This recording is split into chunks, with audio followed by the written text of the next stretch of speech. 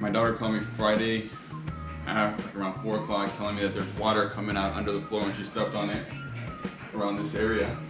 And I thought she dropped our dog's water bowl, and I asked her multiple times if she didn't, if she dropped the water bowl, and she said no. So my next point is to check the water heater, and yes, it was leaking a bunch of water, and it was coming from the water heater, which is just on the other side of this wall. And it was going down to the floor and then just throughout the entire floor.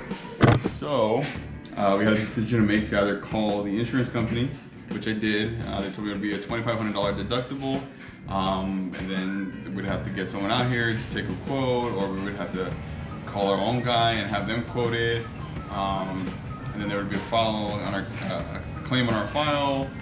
So I decided to just do the work myself. I didn't want to put my family through going to a hotel or anything like that. So I bought a water heater that same day, installed it that same day. We were able to take showers the very same day, everything. But then we had to rip the floor out. Let me show you the floor now.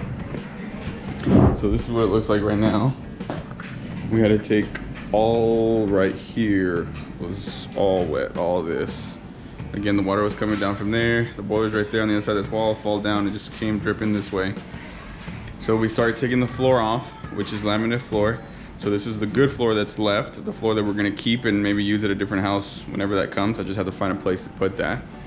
And my wife has been wanting new floors for the kitchen.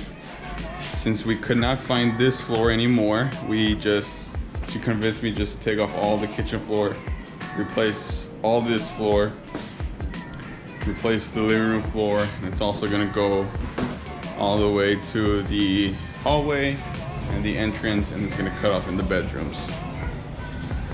So what I'm doing now is taking off the floor.